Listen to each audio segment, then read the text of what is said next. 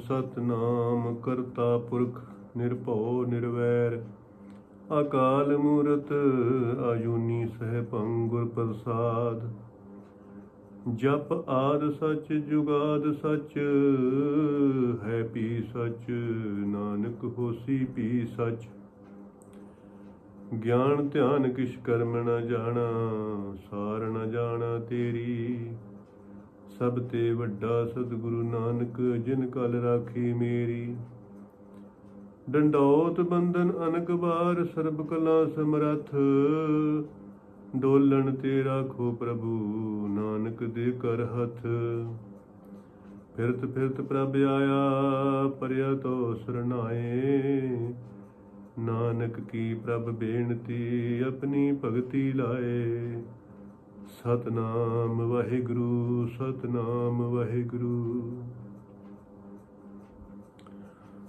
साध संगत अकाल पुरख वाहिगुरु ने बख्शिश की है और ये मनुखा देही प्राप्त हुई है। मनुखा देही दे विच भी वो ही सफल ने जिन्हां ने इहदा मकसद प्राप्त किया, परमात्मा की प्राप्ति की है।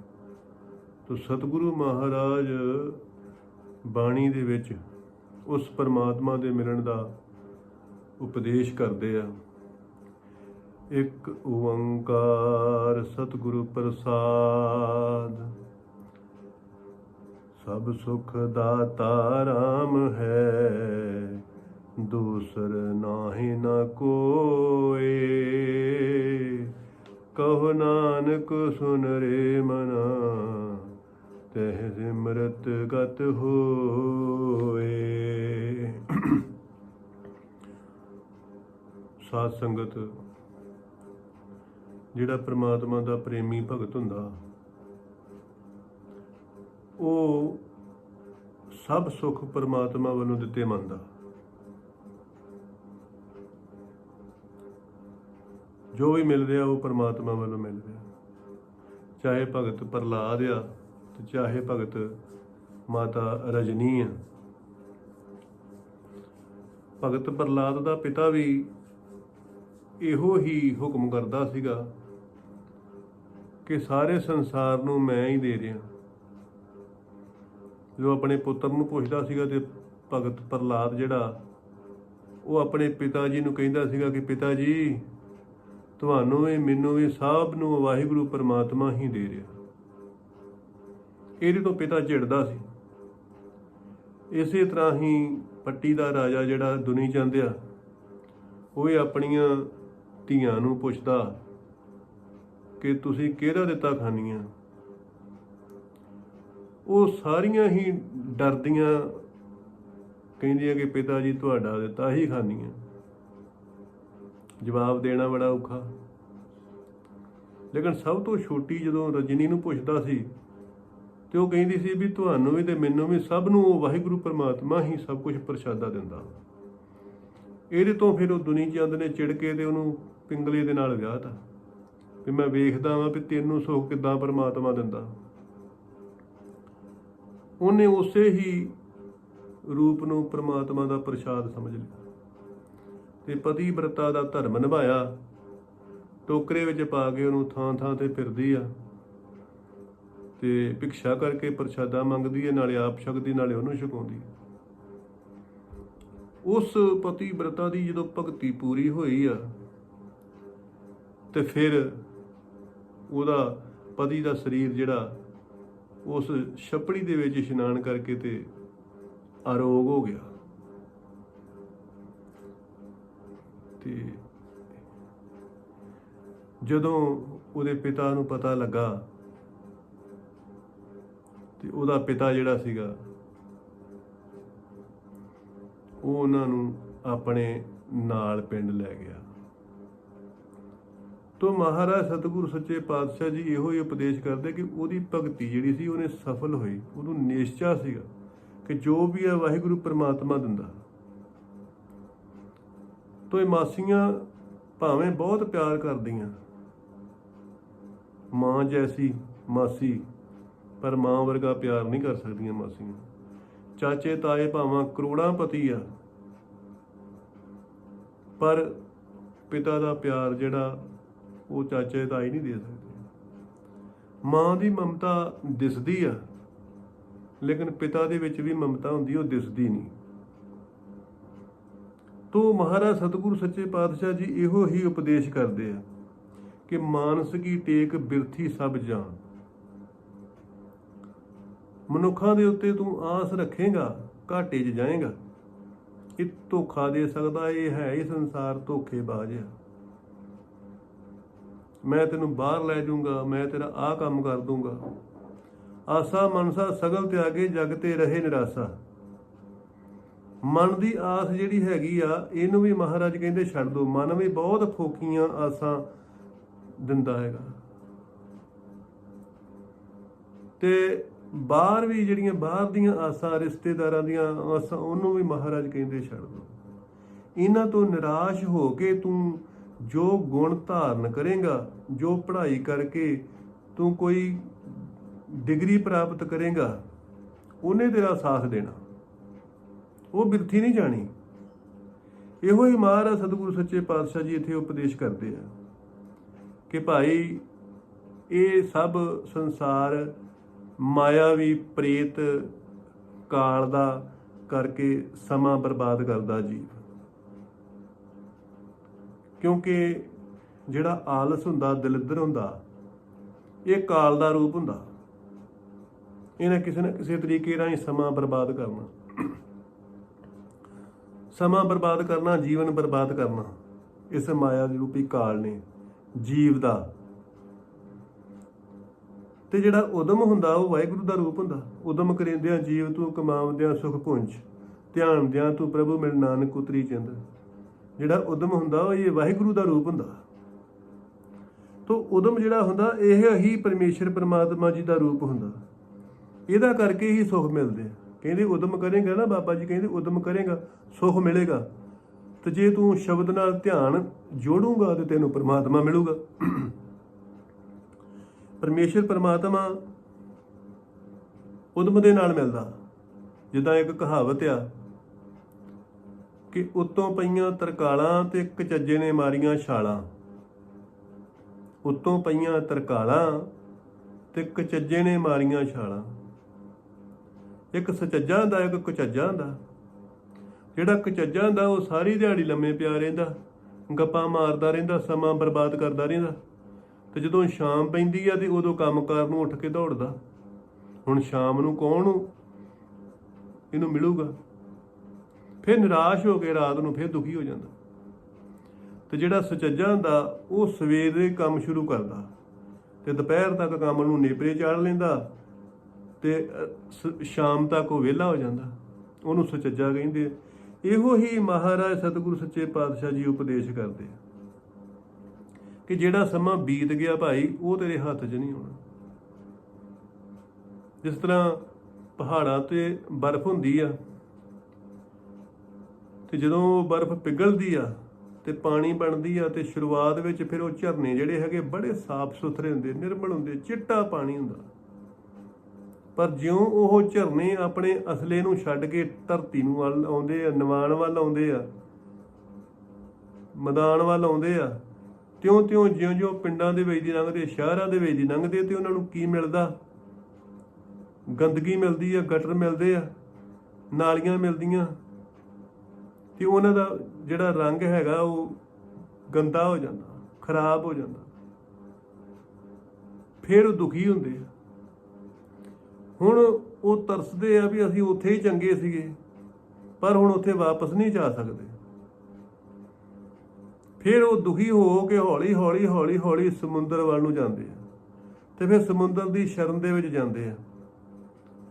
ਫਿਰ ਸਮੁੰਦਰ ਜਿਹੜਾ ਹੈਗਾ ਫਿਰ ਉਹਨਾਂ ਨੂੰ ਵਾਸ਼ਪ ਬਣਾ ਕੇ ਤੇ ਆਕਾਸ਼ ਮਾਰਗ ਦੇ ਰਾਹੀਂ ਫਿਰ ਉਹਨਾਂ ਨੂੰ ਉੱਥੇ ਹੀ ਹਿਮਾਲਿਆ ਦੀਆਂ ਪਹਾੜੀਆਂ ਦੇ ਪਹੁੰਚਾਉਂਦਾ। ਤੋ ਇਸੇ ਤਰ੍ਹਾਂ ਹੀ ਇਹ ਜਿਹੜਾ ਜੀਵ ਆ ਇਹ ਵੀ ਭਾਈ ਲਿਵ ਛੁੜਕੀ ਲੱਗੀ ਤ੍ਰਿਸ਼ਨਾ ਮਾਇਆ ਮਰ ਵਰਤਾਇਆ।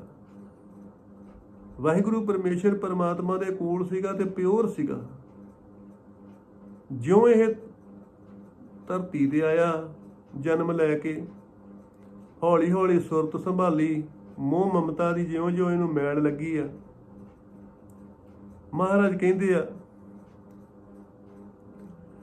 ਹਮ ਦੇਖਾਂ ਤਾਂ ਡੁੱਬਿਆਲੇ, ਪੰਕਜ ਮੋਹ ਪਗ ਨਹੀਂ ਚਾਲੇ, ਹਮ ਦੇਖਾਂ ਤਾਂ ਡੁੱਬਿਆਲੇ। ਪੰਕਜ ਕਹਿੰਦੇ ਨੇ ਚਿੱਕੜ ਨੂੰ, ਕਹਿੰਦੇ ਜਿਉਂ ਜਿਉਂ ਸੁਰਤ ਸੰਭਾਲੀ ਆ ਤਿਉਂ ਤਿਉਂ ਮੋਹ ਦੇ ਚਿੱਕੜ ਦੇ ਵਿੱਚ ਫਸਦਾ ਗਿਆ ਤੋ ਇਹ ਜੀਵ ਜਿਹੜਾ ਪਵਿੱਤਰ ਸੀਗਾ, ਪਿਓਰ ਸੀਗਾ, ਇਹ ਮਲੀਨ ਹੋ ਗਿਆ। ਸ਼ੰਕੇ ਜੀਓ ਮਲੀਨ ਹੈ ਕਿਤ ਸੰਜਮ ਧੋਤਾ ਜਾਏ, ਮਲੀਨ ਹੋ ਗਿਆ ਤੇ ਹੁਣ ਦੁਖੀ ਆ ਕਿ ਮੈਂ ਤੇ ਸੁਖੀ ਸੀ, ਵਾਹਿਗੁਰੂ ਦੇ ਨਾਲ ਲਿਵ ਮੇਰੀ ਜੁੜੀ ਸੀ ਤੇ ਮੈਂ ਕਿਉਂ ਆ ਗਿਆ, ਹੁਣ ਵਾਪਸ ਉੱਥੇ ਨਹੀਂ ਜਾ ਸਕਦਾ। ਹੁਣ ਕਹਿੰਦੇ ਆ ਕਿ ਇਹਨੂੰ ਫਿਰ ਜਿਵੇਂ ਉਸ ਗੰਦੇ ਨਾਲੇ ਨੂੰ ਸਮੁੰਦਰ ਨੇ ਸ਼ਰਨ ਦਿੱਤੀ, ਇਸੇ ਤਰ੍ਹਾਂ ਹੀ ਫਿਰ ਇਸ ਜੀਵ ਨੂੰ ਸੰਗਤ ਮਿਲੀ। ਸੰਗਤ ਵਿੱਚ ਜਾ ਕੇ ਫਿਰ ਮਹਾਂਪੁਰਖਾਂ ਨੇ ਇਹਨੂੰ ਕੋ ਸੇਵਾ ਸਿਮਰਨ ਸਤਸੰਗ ਕਰਾਇਆ, ਭਲਾ ਪਰਉਪਕਾਰ ਕਰਾਇਆ ਤੇ ਵਾਹਿਗੁਰੂ ਪ੍ਰਮਾਤਮਾ ਦੀ ਪ੍ਰਾਪਤੀ ਹੋਈ ਤੇ ਫਿਰ ਇਹ ਉਸੇ ਅਸਲੀ ਸਰੂਪ ਨੂੰ ਪਛਾਣ ਹੋਇਆ।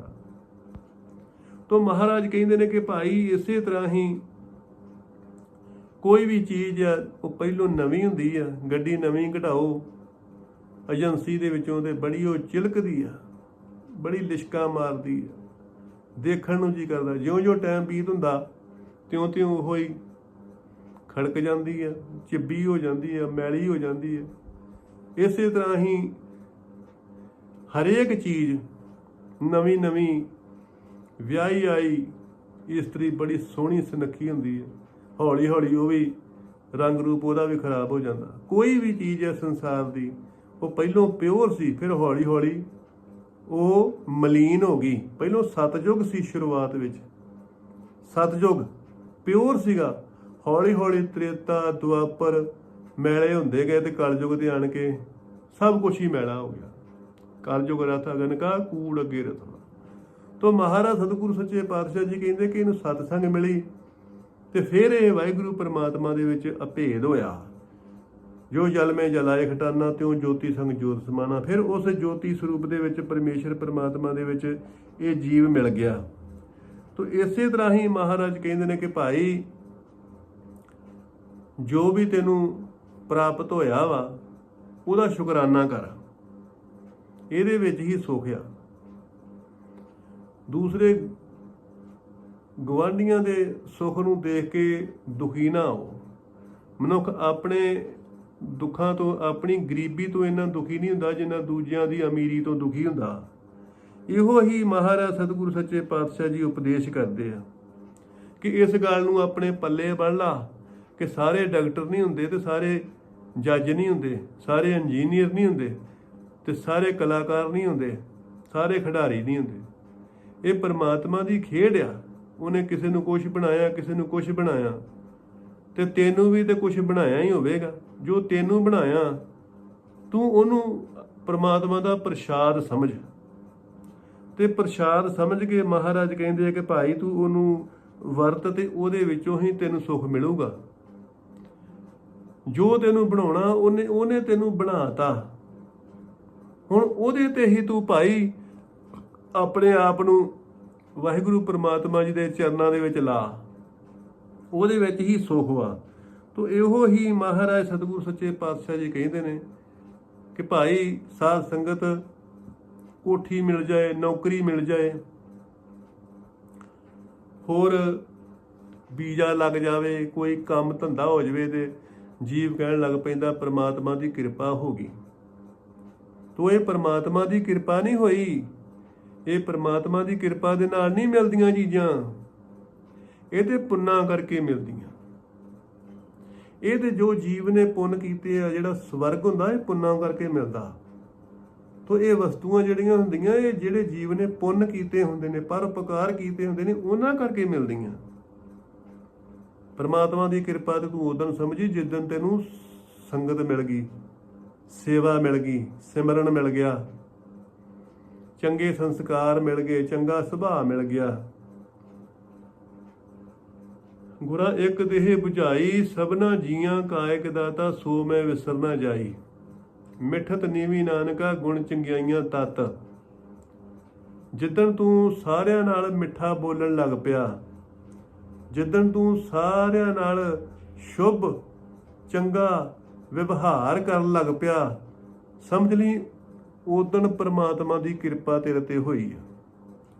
ਸੋ ਇਹੋ ਹੀ ਮਹਾਰਾਜ ਸਤਿਗੁਰੂ ਸੱਚੇ ਪਾਤਸ਼ਾਹ ਜੀ ਉਪਦੇਸ਼ ਕਰਦੇ ਆ ਕਿ ਭਾਈ ਉਦਣ ਹੀ ਤੂੰ ਪ੍ਰਮਾਤਮਾ ਦੀ ਕਿਰਪਾ ਸਮਝੀ ਕਿ ਜਿੱਦਣ ਤੈਨੂੰ ਇਹ ਦੈਵੀ ਗੁਣ ਬਖਸ਼ਿਸ਼ ਹੋਏ। ਸੋ ਕਹੋ ਨਾਨਕ ਸੁਨ ਰੇ ਮਨਾ, ਤਹਿ ਸਿਮਰਤ ਗਤ ਹੋਏ। ਤੋ ਸਾਧ ਸੰਗਤ, ਇਹ ਮਨ ਜਿਹੜਾ ਹੈਗਾ ਇਹ ਬੜਾ ਪਿਆਰਾ ਵਾ। ਤੋ ਕਹਿੰਦੇ ਇਹਨੂੰ ਪ੍ਰੇਮ ਦੇ ਨਾਲ ਤੂੰ ਪਹਿਲੋਂ ਸਮਝਾ, ਇਹਨੂੰ ਪ੍ਰੇਮ ਦੇ ਨਾਲ ਸਮਝਾ ਕਿ ਸੰਸਾਰ ਦੇ ਵਿੱਚ ਜਿਹੜਾ ਤੈਨੂੰ ਤ੍ਰਿਸ਼ਨਾ ਲੱਗੀ ਆ ਧਨ ਪਦਾਰਥ ਇਕੱਠਾ ਕਰਨ ਦੀ, ਪਦ ਪ੍ਰਤਿਸ਼ਠਾ ਇਕੱਠਾ ਕਰਨ ਦੀ, ਇਸੇ ਵਾਸਤੇ ਨਹੀਂ ਤੂੰ ਆਇਆ। ਜਿਸ ਵਖਰ ਕੋ ਲੈਣ ਤੂੰ ਆਇਆ, RAM ਨਾਮ ਸੰਤਨ ਕਰ ਪਾਇਆ। ਤੂੰ ਤੇ ਪ੍ਰਮਾਤਮਾ ਦੀ ਪ੍ਰਾਪਤੀ ਕਰਨ ਵਾਸਤੇ ਆਇਆ ਸੀਗਾ। ਉਹ ਵਾਹਿਗੁਰੂ ਦੀ ਪ੍ਰਾਪਤੀ ਤਾਂ ਤੂੰ ਕੀਤੀ ਨਹੀਂ, ਹੋਰ ਸਭ ਕੁਝ ਇਕੱਠਾ ਕਰਦਾ ਰਿਹਾ। ਜਾਂ ਕੋ ਆਏ ਸੋਈ ਬਿਹਾਜੋ, ਹਰ ਗੁਰ ਤੇ ਮਨਹਿ ਬਸੇਰਾ। ਮਹਾਰਾਜ ਕਹਿੰਦੇ ਕਿ ਭਾਈ ਜਿਸ ਵਖਰ ਕੋ ਲੈਣ ਤੂੰ ਆਇਆ, RAM ਨਾਮ ਸੰਤਨ ਕਰ ਪਾਇਆ। ਤੋ ਇਹ ਮਾਇਆਵੀ ਜਿਹੜੇ ਪਦਾਰਥ ਹੁੰਦੇ ਆ, ਇਹ ਵਿਵੇਕ ਨਾ ਹੋਣ ਕਰਕੇ ਇਹ ਕੁਰਾਹੇ ਪਾ ਦਿੰਦੇ ਆ। ਜ਼ਿਆਦਾ ਧਨ ਆ ਜਾਣਾ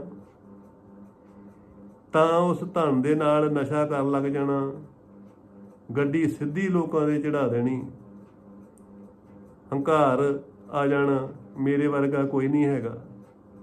ਤੋ ਇਹੋ ਹੀ ਮਹਾਰਾਜ ਸਤਿਗੁਰੂ ਸੱਚੇ ਪਾਤਸ਼ਾਹ ਜੀ ਉਪਦੇਸ਼ ਕਰਦੇ ਨੇ ਕਿ ਇਹਦੇ ਨਾਲ ਦੁਰਗਤੀ ਹੋ ਜਾਂਦੀ ਹੈ। ਇੱਥੇ ਵੀ ਮਹਾਰਾਜ ਇਹੋ ਹੀ ਕਹਿੰਦੇ ਨੇ ਕਿ ਭਾਈ ਇਹਦੇ ਨਾਲ ਦੁਰਗਤੀ ਹੋ ਜਾਂਦੀ ਹੈ।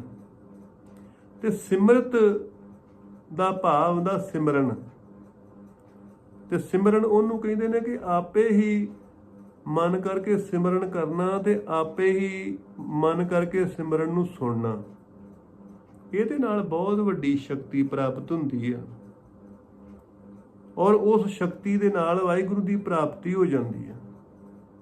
ਵਾਹਿਗੁਰੂ ਦੀ ਪ੍ਰਾਪਤੀ ਹੋ ਗਈ ਤੇ ਸੰਸਾਰ ਨਿਵਰਤ ਹੋ ਜਾਂਦਾ, ਸੁਰਤੀ ਹਲਕੀ ਹੋ ਜਾਂਦੀ ਆ ਔਰ ਆਪਣੇ ਸਰੂਪ ਨੂੰ ਪਛਾਣ ਕੇ ਤੇ ਉਹਨੂੰ ਗਤੀ ਮਿਲ ਜਾਂਦੀ ਹੈ। ਇਹੋ ਹੀ ਮਹਾਰਾਜ ਸਤਿਗੁਰੂ ਸੱਚੇ ਪਾਤਸ਼ਾਹ ਜੀ ਉਪਦੇਸ਼ ਕਰਦੇ ਆ ਕਿ ਭਾਈ ਇਸੇ ਨੂੰ ਹੀ ਗਤੀ ਕਹਿੰਦੇ ਆ। ਸੰਸਕ੍ਰਿਤੀ ਵਿੱਚ ਚੱਲਣ ਨੂੰ ਗਤੀ ਕਹਿੰਦੇ ਆ।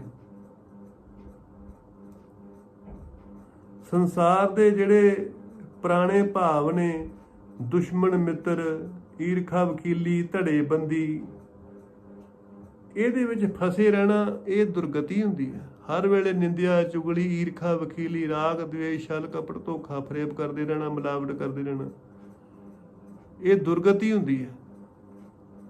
ਸੁਰਤੀ ਉੱਥੇ ਹੀ ਖੜੋਤੀ ਰਹਿੰਦੀ ਹੈ। ਤੇ ਜਦੋਂ ਸੰਸਾਰ ਦੇ ਵਿੱਚ ਵਾਹਿਗੁਰੂ ਦੀ ਪ੍ਰਾਪਤੀ ਹੋ ਗਈ, ਗਿਆਨ ਹੋ ਗਿਆ, ਤੇ ਫਿਰ ਇਹ ਸਾਰਾ ਸੰਸਾਰ ਨਿਵਰਤ ਹੋ ਜਾਂਦਾ ਤੇ ਸੁਰਤ ਜਿਹੜੀ ਹੈਗੀ ਉਹ ਹਲਕੀ ਹੋ ਜਾਂਦੀ ਹੈ। ਇਸੇ ਨੂੰ ਹੀ ਕਹਿੰਦੇ ਨੇ ਸਦਗਤੀ। ਸਦਗਤੀ ਕਿ ਸੁਰਤ ਕਿਸੇ ਵੀ ਵਸਤੂ ਦੇ ਵਿੱਚ ਫਸਦੀ ਨਹੀਂ, ਨਿਰਲੇਪ ਰਹਿੰਦੀ ਹੈ। ਬ੍ਰਹਮ ਗਿਆਨੀ ਸਦਾ ਨਿਰਲੇਪ, ਜੈਸੇ ਜਲ ਮੇ ਕਮਲਾ ਲੇਪ। ਸੁਰਤ ਜਿਹੜੀ ਹੈਗੀ ਆ ਉਹ ਦੁਸ਼ਮਣ ਮਿੱਤਰ ਤੋਂ ਨਿਰਲੇਪ ਰਹੇ, ਦੁੱਖ ਸੁੱਖ ਤੋਂ ਨਿਰਲੇਪ ਰਹੇ, ਆਪਣੇ ਬਗਾਨੇ ਤੋਂ ਨਿਰਲੇਪ ਰਹੇ, ਹਰਖ ਸ਼ੋਕ ਤੋਂ ਨਿਰਲੇਪ ਰਹੇ, ਮਾਨ ਅਪਮਾਨ ਤੋਂ ਨਿਰਲੇਪ ਰਹੇ, ਗਰੀਬੀ ਅਮੀਰੀ ਤੋਂ ਨਿਰਲੇਪ ਰਹੇ। ਤੇ ਉਸ ਸੁਰਤ ਨੂੰ ਕਹਿੰਦੇ ਨੇ ਗਤੀ। ਤੋਂ ਮਹਾਰਾਜ ਇਹੋ ਹੀ ਸਤਿਗੁਰੂ ਸੱਚੇ ਪਾਤਸ਼ਾਹ ਜੀ ਉਪਦੇਸ਼ ਕਰਦੇ ਆ ਕਿ ਭਾਈ ਗਤੀ ਦੇ ਅੱਗੇ ਭੱਬਾ ਭਗਤੀ ਬਣ ਜਾਂਦੀ ਹੈ। ਭਗਤੀ ਦਾ ਮਤਲਬ ਦਾ ਭਾਵ ਗਤੀ, ਕਿ ਇਹ ਜਿਹੜੇ ਸੰਸਾਰ ਦੇ ਝੂਠੇ ਭਾਵ ਨੇ ਜਿਨ੍ਹਾਂ ਵਿੱਚ ਤੂੰ ਫਸਿਆ, ਇਹਨਾਂ ਚੋਂ ਨਿਕਲ ਕੇ ਤੇ ਸ਼ੁਭ ਭਾਵ ਸਤਿਗੁਰੂ ਦੀ ਜਿਹੜੀ ਲੀਲਾ ਵਾ, ਉਸ ਲੀਲਾ ਦੇ ਵਿੱਚ ਪ੍ਰਵੇਸ਼ ਹੋ ਜਾ।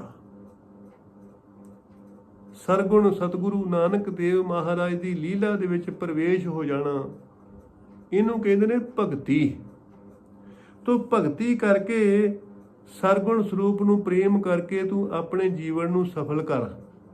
ਇਹੋ ਹੀ ਮਹਾਰਾਜ ਉਪਦੇਸ਼ ਕਰਦੇ ਨੇ ਕਿ ਭਾਈ ਮਨ ਨੂੰ ਸੁਣਾ ਬਾਰ-ਬਾਰ, ਅੰਮ੍ਰਿਤ ਵੇਲਾ ਸਚ ਨਉ ਵਡਿਆਈ ਵਿਚਾਰ, ਕਰਮੀ ਆਵੇ ਕੱਪੜਾ ਨਦਰੀ ਮੁਖ ਦਵਾਰ। ਸਰੀਰ ਨੂੰ ਜਿਵੇਂ ਬਾਰ-ਬਾਰ ਭੋਜਨ ਦਿੰਨੇ ਆ ਕਿ ਪੁਸ਼ਟ ਰਹੇ, ਤਾਕਤਵਰ ਰਹੇ, ਇਸੇ ਤਰ੍ਹਾਂ ਹੀ ਮਨ ਨੂੰ ਵੀ ਬਾਰ-ਬਾਰ ਚੰਗੇ ਗੁਣ ਸੁਣਾਉਣੇ ਪੈਂਦੇ ਆ, ਤਾਂ ਹੀ ਜਿਹੜੀ ਇਹ ਆਤਮਾ ਵਾ ਉਹ ਬਲਵਾਨ ਰਹਿੰਦੀ ਆ, ਨਹੀਂ ਤੇ ਆਤਮਾ ਕਮਜ਼ੋਰ ਹੋ ਜਾਂਦੀ ਆ। ਤੋ ਸਾਧ ਸੰਗਤ ਜੀ, ਇਹੋ ਹੀ ਮਹਾਰਾਜ ਕਹਿੰਦੇ ਸੁਖ ਹੁੰਦੇ ਆ। ਸਭ ਸੁਖ ਦਾਤਾ ਰਾਮ ਹੈ। ਪਰਮਾਤਮਾ ਦੇ ਪਾਸੇ ਲੱਗੇ ਲੱਗਣਾ, ਪਰਮਾਤਮਾ ਦੀ ਪਵਿੱਤਰ ਪਾਸੇ ਲੱਗਣਾ, ਧਰਮ ਨੂੰ ਧਾਰਨ ਕਰਨਾ, ਸ਼ੁਭ ਨੂੰ ਧਾਰਨ ਕਰਨਾ, ਇਹ ਸੁਖ ਵਾ। ਇਸੇ ਸੁਖ ਦੀ ਪ੍ਰਾਪਤੀ ਕਰਨੀ ਹੈ, ਹੋਰ ਕੋਈ ਦੂਸਰਾ ਸੁਖ ਨਹੀਂ ਹੈਗਾ। ਜੋ ਪਰਉਪਕਾਰ ਕਰਕੇ ਸੁਖ ਮਿਲਦਾ, ਉਹ ਹੋਰ ਕਿਸੇ ਤਰੀਕੇ ਦੇ ਨਾਲ ਨਹੀਂ ਮਿਲਦਾ। ਹੋਰ ਕੋਈ ਦੂਸਰਾ ਤਰੀਕਾ ਨਹੀਂ ਹੈਗਾ। ਉਸ ਇੱਕ ਵਾਹਿਗੁਰੂ ਪਰਮਾਤਮਾ ਵਾ, ਉਹਦੇ ਵਿੱਚ ਮਿਲਣ ਵਾਸਤੇ ਇੱਕ ਹੀ ਰਸਤਾ ਹੈਗਾ ਵਾ, ਉਹ ਹੈਗਾ ਧਰਮ ਦਾ ਰਸਤਾ। ਧੌਲ ਧਰਮ ਦਇਆ ਕਾ ਪੂਤ, ਸੰਤੋਖ ਥਾਪ ਰੱਖਿਆ ਜਨ ਸੂਤ। ਕਹਿੰਦੇ ਧਾਰਨ ਇਤੀ ਧਰਮਾ, ਧਾਰਨ ਕਰਨੇ ਵਾਲੇ ਜਿਹੜੇ ਗੁਣ ਆ ਉਹਨਾਂ ਨੂੰ ਧਾਰਨ ਕਰਨਾ, ਇਹਦੇ ਨਾਲ ਹੀ ਉਹ ਵਾਹਿਗੁਰੂ ਪਰਮਾਤਮਾ ਦੀ ਪ੍ਰਾਪਤੀ ਹੁੰਦੀ ਆ। ਤੋ ਸੁਖ ਦਾਤਾ ਪਰਮੇਸ਼ਰ ਪਰਮਾਤਮਾ ਦੇ ਪਾਸੇ ਲੱਗਿਆ ਹੀ ਪਰਮਾਤਮਾ ਦੀ ਪ੍ਰਾਪਤੀ ਹੁੰਦੀ ਆ, ਤੇ ਉਹ ਹੀ ਸੁਖ ਵਾ। ਬਾਕੀ ਸੰਸਾਰ ਦੇ ਵਿੱਚ ਸੁਖ ਨਹੀਂ ਹੈਗਾ, ਉਹ ਮਜ਼ਾ ਹੁੰਦਾ। ਕੋਈ ਵੀ ਚੀਜ਼ ਖਾ ਲਈ, ਉਹਦਾ ਮਜ਼ਾ ਆ ਗਿਆ, ਫਿਰ ਸਜ਼ਾ ਮਿਲਣੀ ਹੈ। ਕੋਈ ਵੀ ਚੀਜ਼ ਪੀ ਲਈ ਆ, ਜ਼ਿਆਦਾ ਪੀ ਲਈ ਆ, ਬਾਰ-ਬਾਰ ਪੀ ਲਈ ਆ, ਉਹ ਮਜ਼ਾ ਆਇਆ ਉਹਦਾ, ਫਿਰ ਉਸ ਤੋਂ ਬਾਅਦ ਸਜ਼ਾ ਮਿਲਣੀ ਹੈ। ਇਸ ਕਰਕੇ ਮਹਾਰਾਜ ਕਹਿੰਦੇ ਜੀਵਨ ਦੇ ਵਿੱਚ ਸੰਜਮ ਹੋਣਾ ਚਾਹੀਦਾ। ਜਿਹਦੇ ਜੀਵਨ ਦੇ ਵਿੱਚ ਸੰਜਮ ਆ, ਜਿਹਦਾ ਆਹਾਰ ਸ਼ੁੱਧ ਆ, ਉਹਦਾ ਸਰੀਰ ਰੋਗੀ ਨਹੀਂ ਹੋਊਗਾ। ਜਿਹਦਾ ਵਿਹਾਰ ਸ਼ੁੱਧ ਆ, ਉਹਦਾ ਆਲਾ ਦਾਲਾ ਆਂਢ ਗੁਆਂਢ ਜਿਹੜਾ ਹੈਗਾ ਉਹ ਦੁਖੀ ਨਹੀਂ ਹੋਵੇਗਾ, ਉਹਦੇ ਤੋਂ ਉਹਨੂੰ ਸੁੱਖ ਮਿਲੂਗਾ। ਸੋ ਮਹਾਰਾਜ ਕਹਿੰਦੇ ਨੇ ਕਿ ਭਾਈ ਕਿਰਤ ਕਰ, ਨਾਮ ਜਪ ਤੇ ਵੰਡ ਕੇ ਛਕ। ਇਸ ਤਰ੍ਹਾਂ ਦੋ ਮਿੱਤਰ ਸੀਗੇ, ਰਾਜੂ ਤੇ ਕਾਜੂ। ਉਹ ਦੋ ਮਿੱਤਰ ਮੇਲੇ ਗਏ। ਮੇਲੇ ਉਹਨਾਂ ਦੀਆਂ ਜੇਬਾਂ ਦੇ ਵਿੱਚ ਕੁਛ ਵੀ ਨਹੀਂ ਸੀਗਾ, ਖਾਲੀ ਸੀਗੀਆਂ। ਹੁਣ ਮੇਲੇ ਗਏ ਤੇ ਮੇਲੇ ਦੇ ਮਠਿਆਈਆਂ ਦੇ ਸਟਾਲ ਲੱਗੇ ਸੀ। ਉਹ ਕਹਿਣ ਲੱਗੇ ਕਿ ਮਠਿਆਈ ਖਾਣ ਨੂੰ ਜੀ ਕਰਦਾ। ਇੱਕ ਮਿੱਤਰ ਕਹਿੰਦਾ, ਦੂਸਰਾ ਕਹਿੰਦਾ ਕਿ ਆਪਣੇ ਕੋਲ ਪੈਸੇ ਤੇ ਹੈ ਨਹੀਂ ਗਏ, ਤੇ ਹੁਣ ਆਪਾਂ ਇੱਦਾਂ ਕਰੀਏ ਸਟਾਲ ਤੇ ਜਾ ਕੇ ਤੇ ਮਠਿਆਈਆਂ ਵੇਖ ਕੇ ਹੀ ਆਪਣੇ ਆਪ ਨੂੰ ਰੱਜ ਲਈਏ। ਕਹਿੰਦਾ ਚੱਲ ਠੀਕ ਆ। ਜਦੋਂ ਸਟਾਲ ਤੇ ਗਏ ਤੇ ਉੱਥੇ ਜਲੇਬੀਆਂ ਨਿਕਲਦੀਆਂ ਸੀਗੀਆਂ ਤੱਤੀਆਂ ਤੱਤੀਆਂ। ਉਹ ਕਹਿੰਦਾ ਵੀ ਮੇਰਾ ਤਾਂ ਜਲੇਬੀਆਂ ਖਾਣ ਨੂੰ ਜੀ ਕਰਦਾ। ਕਹਿੰਦਾ ਦੂਸਰਾ ਕਹਿੰਦਾ ਵੀ ਪੈਸੇ ਤੇ ਆਪਣੇ ਕੋਲ ਨਹੀਂ ਹੈਗੇ। ਕਹਿੰਦਾ ਚੱਲ ਪੈਸੇ ਬਾਅਦ 'ਚ ਸਹੀ, ਪਰ ਇੱਕ ਵਾਰੀ ਖਾਈਏ ਸਹੀ। ਉਹਨੂੰ ਦੁਕਾਨ ਵਾਲੇ ਨੂੰ ਕਹਿੰਦਾ, ਹਲਵਾਈ ਨੂੰ, ਕਿ ਜਲੇਬੀਆਂ ਕਿੱਦਾਂ? ਆਂਦਾ 20 ਰੁਪਏ ਕਿਲੋ। ਆਂਦਾ ਤੂੰ ਪਾਈਆ ਦੇ ਦੇ। ਤੇ ਪਾਈਆ ਜਲੇਬੀਆਂ ਲੈ ਲਈਆਂ, ਖਾਣ ਲੱਗ ਪਿਆ। ਜਦੋਂ ਮੁੱਕਣ ਵਾਲੀਆਂ ਸੀਗੀਆਂ ਤੇ ਦੂਸਰਾ ਕਹਿੰਦਾ ਕਿ ਇਹਨੇ ਤਰੀਕਾ ਵਰਤਿਆ ਤੇ ਮੈਂ ਵੀ ਇਹੋ ਹੀ ਤਰੀਕਾ ਵਰਤ ਲੈਣਾ। ਜੇ ਕਾਜੂ ਨੇ ਇਹ ਤਰੀਕਾ ਵਰਤਿਆ ਤੇ ਰਾਜੂ ਕਹਿੰਦਾ ਮੈਂ ਵੀ ਇਹੋ ਹੀ ਤਰੀਕਾ ਵਰਤ ਲੈਣਾ। ਹਲਵਾਈ ਨੂੰ ਕਹਿੰਦਾ ਕਿੱਦਾਂ ਜਲੇਬੀ? ਆਂਦਾ 20 ਰੁਪਏ ਕਿਲੋ। ਆਂਦਾ ਪਾਈਆ ਦੇ ਦੇ। ਉਹਨੇ ਵੀ ਪਾਈਆ ਲੈ ਲਈਆਂ। ਉਹ ਖਾਣ ਲੱਗ ਪਿਆ ਤੇ ਪਹਿਲੇ ਦੀਆਂ ਜਲੇਬੀਆਂ ਮੁੱਕ ਗਈਆਂ। ਉਹਨੇ ਖਾ ਲਈਆਂ ਤੇ ਹਲਵਾਈ ਕਹਿੰਦਾ ਪੈਸੇ ਦੇ। ਉਹ ਆਂਦਾ ਮੈਂ ਤੈਨੂੰ 10 ਰੁਪਏ ਤੇ ਦਿੱਤੇ ਆ ਹੁਣੇ। ਉਹ ਆਂਦਾ ਤੂੰ ਪੈਸੇ ਦੇ ਦਿੱਤੇ ਨਹੀਂ ਗੇ, ਜਲੇਬੀਆਂ ਲੈ ਕੇ ਖਾ ਲਈਆਂ ਵਾ ਤੇ ਪੈਸੇ ਦਿੱਤੇ ਨਹੀਂ ਗੇ। ਬਹਿਸਬਾਜ਼ੀ ਸ਼ੁਰੂ ਹੋ ਗਈ। ਕਹਿੰਦਾ ਮੈਂ ਦਿੱਤੇ। ਉਹ ਆਂਦਾ, ਹਲਵਾਈ ਆਂਦਾ ਤੂੰ ਦਿੱਤੇ ਨਹੀਂ ਗੇ।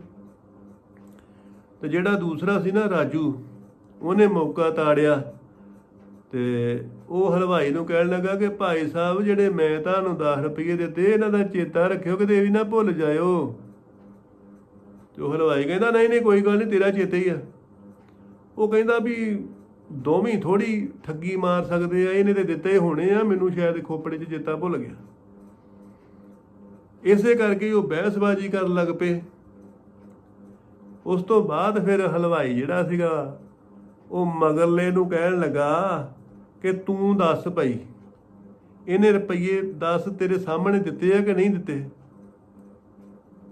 ਤੇ ਉਹ ਕਹਿਣ ਲੱਗਾ ਹਲਵਾਈ ਨੂੰ, ਮਗਰੋਂ ਜਿੰਨੇ ਜਲੇਬੀਆਂ ਲਈਆਂ, ਉਹ ਆਂਦਾ ਕਿ ਪ੍ਰਮਾਤਮਾ ਦੀ ਕਿਰਪਾ ਦੇ ਨਾਲ ਜਿੱਦਾਂ ਮੈਂ ਦਿੱਤੇ 10 ਰੁਪਈਏ ਇਦਾਂ ਹੀ ਇਹਨੇ ਦਿੱਤੇ ਆ, ਕਿ ਮੈਂ ਵੀ ਮੰਨਦੇ ਆ ਮੈਂ ਵੀ ਨਹੀਂ ਦਿੱਤੇ ਤੇ ਇਹਨੇ ਵੀ ਨਹੀਂ ਦਿੱਤੇ। ਦਿੱਤੇ ਤੇ ਦੋਨਾਂ ਨੇ ਸੀਗੇ, ਕਿਸੇ ਨੇ ਵੀ ਨਹੀਂ ਦਿੱਤੇ। ਆਂਦਾ ਜਿੱਦਾਂ ਪ੍ਰਮਾਤਮਾ ਦੀ ਕਿਰਪਾ ਨਾਲ ਮੈਂ ਤੈਨੂੰ 10 ਰੁਪਈਏ ਦਿੱਤੇ ਉਦਾਂ ਹੀ ਇਹਨੇ ਦਿੱਤੇ ਆ। ਸੋ ਇਸ ਤਰ੍ਹਾਂ ਛਲ ਕਪਟ ਕਰਕੇ ਉਹਨਾਂ ਨੇ ਜਲੇਬੀਆਂ ਖਾਧੀਆਂ। ਸੋ ਮਹਾਰਾਜ ਕਹਿੰਦੇ ਕਿ ਭਾਈ ਇਹੋ ਜਿਹਾ ਖਾਣਾ ਨਹੀਂ ਖਾਣਾ। ਇਹ 10 ਰੁਪਈਏ ਦੀਆਂ ਜਲੇਬੀਆਂ ਜਿਹੜੀਆਂ ਪਤਾ ਨਹੀਂ ਕਿੰਨੇ ਦੇ ਵਿੱਚ ਇਹ ਰੋਗੀ ਬਣ ਕੇ ਨਿਕਲਣੀਆਂ। ਤੋ ਸਤਿਗੁਰੂ ਸੱਚੇ ਪਾਤਸ਼ਾਹ ਜੀ ਇੱਥੇ ਇਹੋ ਹੀ ਉਪਦੇਸ਼ ਕਰਦੇ ਆ ਕਿ ਭਾਈ ਸੁੱਖ ਦੇਣ ਵਾਲਾ ਅਕਾਲ ਪੁਰਖ ਵਾਹਿਗੁਰੂ ਆ, ਉਹਦੀ ਸ਼ਰਨੀ ਲੱਗੋ, ਸੇਵਾ ਕਰੋ, ਨਾਮ ਜਪੋ, ਸੱਚੀ ਕਿਰਤ ਕਰੋ, ਛਲ ਕਪਟ ਧੋਖਾ ਫਰੇਬ ਮਿਲਾਵਟ ਤੋਂ ਬਚੋ, ਤੇ ਦਾਨ ਕਰੋ, ਪੁੰਨ ਕਰੋ, ਭਲਾ ਪਰਉਪਕਾਰ ਕਰੋ ਤੇ ਆਪਣੇ ਜੀਵਨ ਨੂੰ ਸਫਲਾ ਕਰੋ। ਤੇ ਲੋਕ ਸੁਖੀਏ ਪਰਲੋਕ ਸੁਹੇਲੇ, ਨਾਨਕ ਹਰ ਪ੍ਰਭ ਆਪੇ ਮੇਲੇ। ਨਾਨਕ ਨਾਮ ਚੜ੍ਹਦੀ ਕਲਾ, ਤੇਰੇ ਭਾਣੇ ਸਰਬੱਤ ਦਾ ਭਲਾ। ਸਤਨਾਮ ਵਾਹਿਗੁਰੂ, ਸਤਨਾਮ ਵਾਹਿਗੁਰੂ।